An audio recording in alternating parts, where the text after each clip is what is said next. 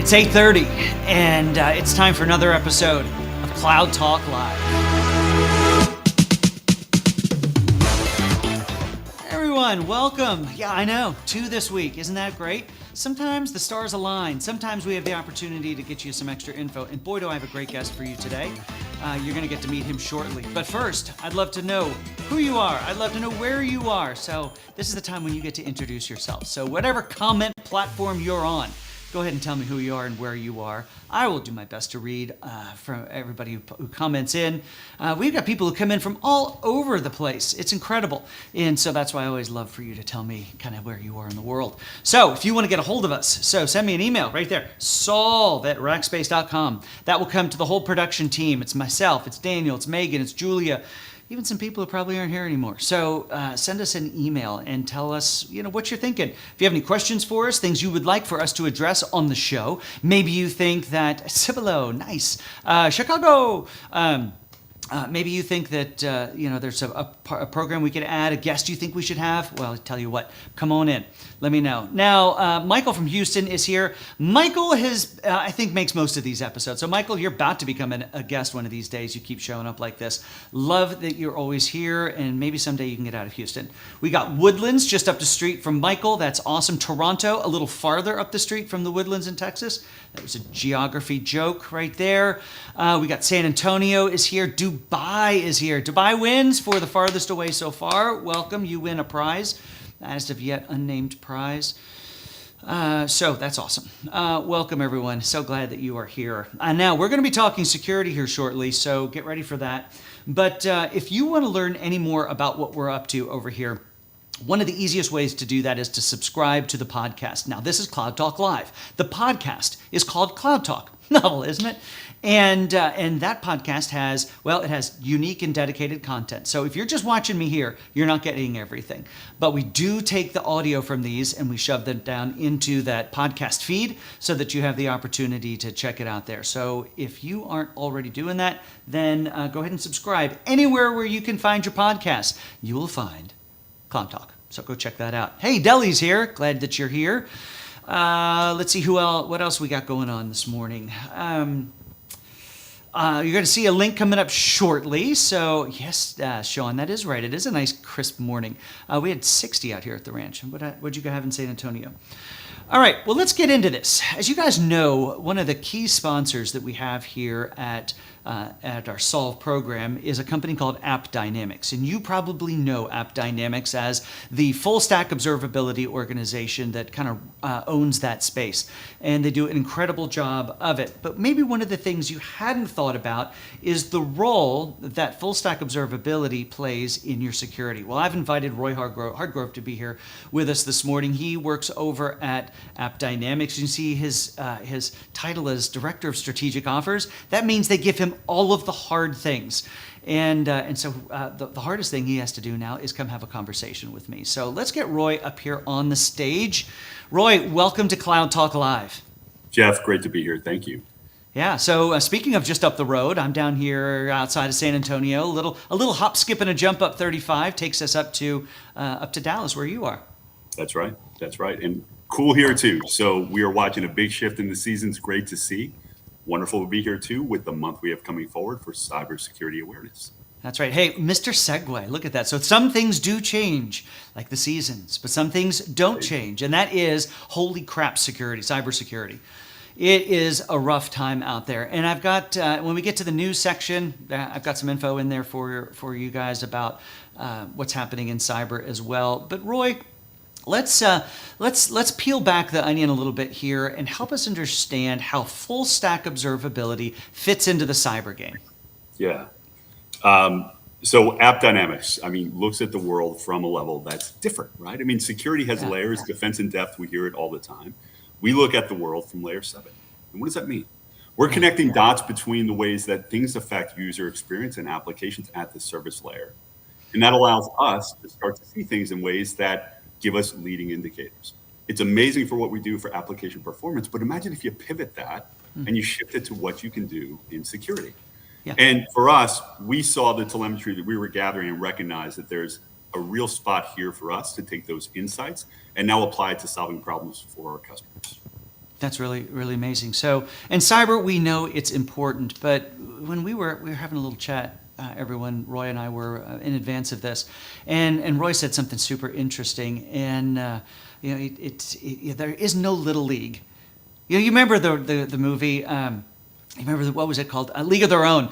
Tom Hanks. There's no crying in baseball. Well, you know what? There's no little league in cybersecurity. We are at the big leagues. It doesn't matter if you're taking your computer and you're plugging in or connecting in a coffee shop, or you're a Fortune 100 organization. You've got to take cyber seriously.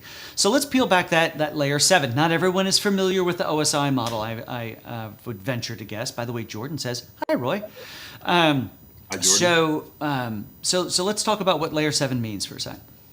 Yeah, so what layer 7 means is we are now observing things at the application level. So inheriting things that might be up from the IP stack all the way through. We have different layers that we see in the protection of our customers at Cisco. Application security was a gap. So why is that important? When you look at things like APM or other tooling that you have in IT, the focus often shifts to how tools may be alike, and you make decisions based upon functional overlaps. Right. And overlaps for some tooling you could do without it, even if it does create a gap. In security, it's a really interesting phenomenon, right? You think about all the breaches that we've seen in recent years, right? Kaseya, JBS, Colonial Pipeline. Yeah. They all have one thing in common. A bad actor found a way in through a gap in the attack surface. And in security, overlaps are okay. Gaps are not. Yeah, overlaps are even encouraged in certain ways. You know, a little extra protection is a good thing. A gap is absolutely a bad thing. And you cited an interesting stat earlier this morning too, and we were enjoying a coffee together before we jumped into this. Talk about that stat. Yeah, so if we set context, maybe good too to say that the problem we're solving in security is different. I don't want to minimize ops. Ops is the hardest job in the world. SecOps is a different level of difficult. And it's difficult because the stakes are so high. $6 trillion is estimated to have been lost in cybercrime. And when you think about how that number can get so big, right, that would make it the 3rd largest GDP on our planet when you put it in that context. How does it get that big? And one of the things that drives it is time. Time is the enemy of all teams. The longer that a breach goes undetected, the longer it puts it in a spot where that's going to have a massive impact on the organization. So the question is to the group out there, how long do we think it takes the average organization to contain a breach? Contain a breach. All right, so we're playing a game this morning, folks. So in the chat, wherever chat feature you're on, if you're on LinkedIn or YouTube or wherever you are, how long does it take the average organization to contain a breach?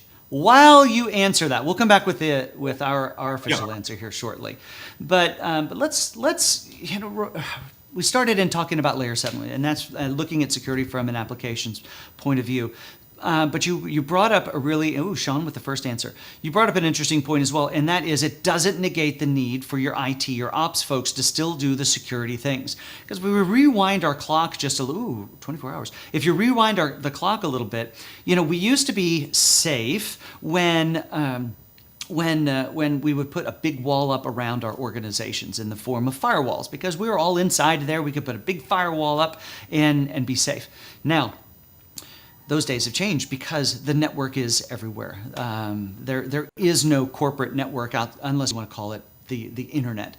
So that means we need other tools, we need other services. And when Roy talks about an overlap, he is saying, look, so if we look at this from the application layer, that means that the ops guys are still doing their stuff. The ops girls are still there securing and making sure things are safe, but we're going to look at it from a different angle. So Roy, talk to me about what AppDynamics does in visibility to allow us to see that at that ops layer, or at that layer. So again, we depend upon what APM delivers to us. So our visibility for secure application, which is the product that we deliver to keep our customers secure, does 3 things. It allows us to spot vulnerabilities in the environment. That's important because those are soft spots that can be exploited by a bad actor. And those are absolutely something that we've got to take seriously. We all can think back to Log4j, which think about the impact of that, right? December 9th, everyone goes to bed, everything's fine. December 10th, we all wake up and the world has changed. The world is not fine. Right? Not fun. And you're not dealing at a scale where Log4j was in one application or one library. It could be hundreds, or in some cases, even thousands that are strewn across. How do you start to make decisions that allow you to determine what your course of action should be? If you've got 1,000 of them, what should be number one? What should be number 1,000? And now coming back to what we do and why it's so important with the marriage that we've made between security and AppDynamics is we give visibility on where the problem is, but we also give context on what that means to the application. We start moving it down to what the business transactions are, and now understanding this one is going to be number one because it's our most sensitive information that's processing business transactions that are critical to customers. And the data, if it gets exposed, could have a massive effect. And you can make other decisions as well. So vulnerability detection is number one in what we do. We also do a couple things that appeal broadly across the CIO and CISO orgs. So we allow spotting attacks that would occur within an application stream. That's important too, right? Because you went back to the idea of defense in depth. You talked about a perimeter. There's things that when you get inside an application session, you will not see except for inside the application session, right? So that level of block now puts us in a spot where it's a disadvantage. And when we get back to some of these answers, and I've seen some really good ones on how long it takes. Ola just had a great one. Let's get that on the screen if we can. Which one is that? While we bring that up, there it is. How long it takes to contain a breach really depends on the company having a predefined playbook for resolving security anomalies. That is killer. Now, we asked that question, I don't want to say disingenuously, but we didn't give you all of the information, did we, Roy? We didn't. No, because, and so I'm going to give you guys a chance to amend your answers. So when Roy asked the question, how long does it take to contain a breach, he's meaning from when the bad actor first gets in to when it's contained. When the bad actor first gets in to when it's contained. So rethink your answers. You can stay with the same one if you like it. What we're not saying, though, is that it's from detection to containment. It's from breach to containment. That's right. That's right. Breach to containment. All right, I've got to go back and talk about context. So that's the huge thing that AppDynamics brings to the table. It's why I'm so enamored by the tool sets that you guys have, because we've been looking at it and talking about it here on Cloud Talk Live for the past 6 months or so now, because it gives context to application issues, flappy firewall, database not working well. All right, I'm seeing some bigger numbers coming in, and so. So when the application isn't running well, not only do I know where it is, but I know what it impacts in the organization. Because there's this technical issue, my zip code lookup as part of my shopping cart checkout process is going to not run well, and I'm going to lose sales. So context, business context. Completely. So now when we talk about this from a security point of view, and we now start to see issues preemptively, so we're seeing gaps, we're seeing areas of opportunity, we can then put that in, as you just said before, we can now assess severity of what would happen if a bad thing happened in this space. That's right. So we understand vulnerability. We can spot attacks within an application stream. And the last thing that we do that's really important is we do policy blocking. And now let's think back to Log4j. Let's think about that list of 1,000. How long does that take to resolve? That's not an overnight thing. And oftentimes when you upgrade things like a library, that means you've got to go back and functionally test and certify your applications are going to work with that library. So it could be days, it could be weeks. In some cases, it was months for people to remediate their Log4j frontier. So think about what blocking would do. And blocking puts you in a spot where you can buy time. So now you can actually shut down what that attack vector may look like. The vulnerable library is still in place, but we can buy time until the right changes can be made to permanently mitigate that. Roy, you just used a word that I think is the most appropriate I've ever heard in this context, and that is frontier. You know, if you think about those of you who aren't in the U.S., one of the American frontier as the North American frontier as you know, we moved as a civilization across the U.S. The frontier was just rich with opportunity. It seemed to ever be changing. The natural resources were there, but the frontier is a thing that it can be good, but it definitely is mysterious, and it absolutely is unknown. And I think that is a great word to describe what's happening in cyber, because if you think like you understand it today, don't wake up tomorrow thinking that you do. Right.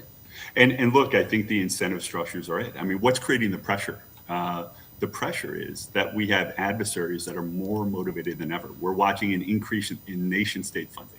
A massive spikes occurred in recent months. And now it put us in a spot where people are being funded to go in. And it's not like some of the old days. So we're on a new frontier. It's not going in to steal your credit card information or your health record. It's to go in and figure out, how do I create the maximum amount of disruption? So I saw a question that came up, and it was around what the parallel may look like between small, medium-sized businesses and large enterprise. And the reality is, all are at risk, right? I mean, when you're talking about something where there is no little league, you are showing up and you are either ready to play or not. And every single pitcher you're facing is Jason DeGrom, right? Every single batter that you're facing on the adversary side is Aaron Judge. I mean, these are the realities that you face. So Walmart has the same level of protection required as an S&B that would be out there. The difference is, who would be the most likely attack? So, adversaries that kind of represent that landscape that we have to protect against, they're selective with their time as well. But with the shift now to disruption, now we're talking about things like community level impact. How can I create a dislocation that disrupts or shuts someone's doors? It's not just, how do I get information that might be valuable for resale. If I'm being funded by a nation state level bad actor, now I've got different motivations. So the problem is even, the stakes are asymmetrical, and the ability for people to respond, you've got to be able to show up. You're playing a big league game. Playing the big league game. Okay, Roy, let's talk answers. Everybody has appropriately come back and made some changes. So we amended and gave you more clarification in the question. It's not just from detection to remediation or containment. It's from breach. And those bad actors are doing their very best to stay as quiet and silent for as long as possible. They find a hole in. They just don't hang out there. They're looking to move horizontally. They're trying to understand the organization. They're trying to figure out how much information is there either of value, what kind of bad things can they do. One of the things I learned when talking to an ex-FBIer is, a lot of times they're coming in and they're looking to make a shot and understand the executives more and attack them personally, get into their own personal bank accounts while they're doing all this other stuff to take the organization out. So they're looking to spread and move on. So Rory, let's give them some numbers. Yeah. So to your point, you see really sophisticated behavior. I think some of that depends upon the level of compromise that you can have, because that's going to now determine what level of access you can have in the environment. Log4j was so terrifying because of the level of access that exposed to organizations, and for people to quietly start moving sideways in that organization. And the quiet is it, right? So I saw some answers up there. The closest ones got us to the spot. 287 days from the most recent Pony Month study is what the number is to contain a breach. Now, here's the thing. Containing the breach means that you already understand what the problem is. You can mobilize teams. Right? Over 200 days is what it takes to simply detect, on average, that the breach occurred. Why is that? Think about what the challenge is, because we have talented people. We have some amazing teams that are out there working, and every single day they show up to make sure their organization is safe. We're not catching it. We have processes that have evolved. We have understanding and workflows that move things quicker. So the problem isn't people and process. The problem is a visibility challenge. Yeah. The problem is making sure that we can understand where this occurs, and someone found a way into a gap that was not being monitored. So the ability for us to be able to move through that gap and now remain undetected and stealthily find ways to harm an organization go way up. Yeah. So, we talked earlier about the fact that overlaps are good, gaps are bad. We kind of keep saying that, and maybe we'll get some T-shirts printed.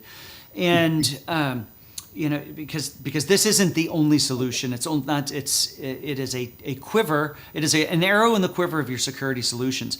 We talk a lot on here on the program about the importance for zero trust strategies. It's not a product. It's a strategy. It's a paradigm. And that ultimately drives towards, how do we keep that bad actor contained in those 280 days. Let's frustrate the tar out of him because he can't get outside of that one little bubble that he was in. Roy, we just scratched the surface here, and we're heading into Cybersecurity Awareness Month. Folks, I hope that you will tune in all throughout the month. We're going to have all kinds of security stuff going on, but we preempted it by getting Roy in here so we could be first mover in here. We've got some new security information out. Our recent survey, our study, is now published on rackspace.com/solve. Going to talk about that later. But Roy, we just got started, and our time is up, so you're going to have to come back. That went fast. It did. Thank you for having me. Oh man, it was great. Everybody say hi to Roy or bye to Roy, and we'll move on with the rest of the program. Thanks so much, Roy. All right, wasn't that interesting? 80 days, but might as well have been a year. Might as well have been 5 years. If they're in that long, they've done bad things, and that is not good at all. All right, folks, let us power on here and see what's next on the program. Got all kinds of things flying around. I want to remind you that you can head out to rackspace.com/solve to hear older episodes of these that we do. You can find them on LinkedIn or YouTube, just hashtag Cloud Talk Live. They're all there. And all of our information is available over on rackspace.com/solve. You can subscribe to the podcast, of course. Anywhere podcasts are found, you'll find the audio for this there. Just amazing. All the stuff's for free. We're glad that you're here. But you know what? It's not all free. It does cost money to create. And you know who helps pay the bills? Our good friends over at AppDynamics. If you're interested at all about them, I usually save the commercial to the end. I'm doing some of it right now. Go over to appdynamics.com. All right, that gets us through the discussion, which means we're now going to head on to This Week in Cloud. And This Week in Cloud, it gives me the chance to talk about what's happening in the news and what it means to you from a cloud point of view.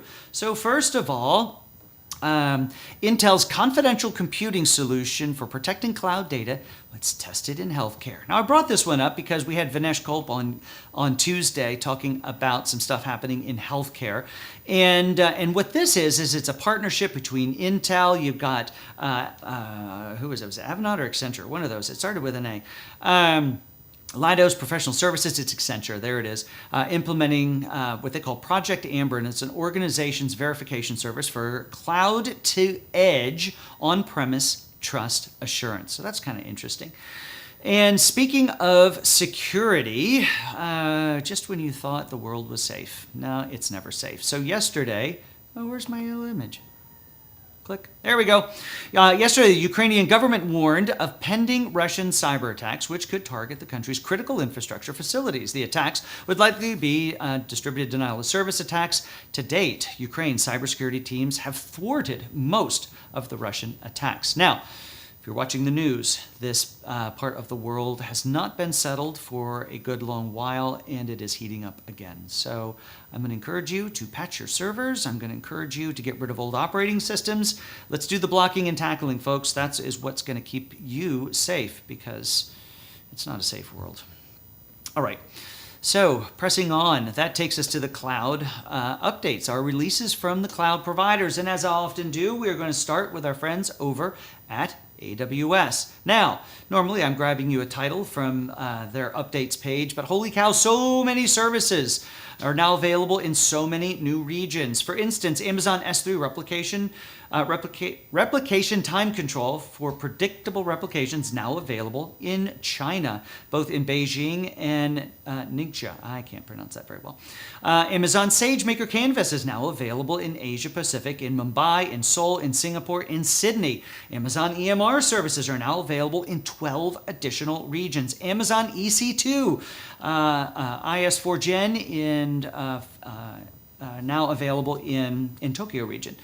Obviously, a lot going on in AWS in the Asia Pacific regions. Folks, on Tuesday, I talked about services that are being retired in certain cloud services over at Azure, I believe was the example yesterday on Tuesday. Now we're talking about new services expanding. How are you and your organization keeping up with so many changes? If you're in the cloud, you have to. It's not a hobby. It's not a nice to have, it's a you have to. You could be losing services underneath your feet and your applications will crash if you're not paying attention. There could be newer, faster, better, cheaper, better ways to do it in the cloud, and even getting you closer to your end customers. For instance, you have customers in the APAC region, you didn't have EMR services in some regions, well, now you can. So pay attention to that stuff, folks. Make your apps run better. Find a partner who can help with that. I happen to know one, but I'm not here to sell you. All right, let's move on. Azure. Azure's got some services. Azure SQL General Availability updates for September 2022. Again, we're seeing more and more of this umbrella update terms because there are so many things that they're updating in there. It would take too many line items. So if you're using Azure SQL, you now have increased redundancy for backups in GeoZone redundancy. You can use the memory optimized premium Series SQL managed instances. You can increase your resiliency of your Azure SQL databases and hyperscale backups in new GeoZone redundant storage options. More and more features and capabilities. If you are a smart person in your organization and you're in the technical side, make sure that either you have people who are paying attention to this or raise your hand and sign up for the job. It would be a really fun one. All right, now let's go over to Google. Google's got some updates in preview with your big data stream for BigQuery. You can now replicate data and schema updates from operational databases directly into BigQuery. Obviously, you couldn't do that directly before, but now you can in low latency replication.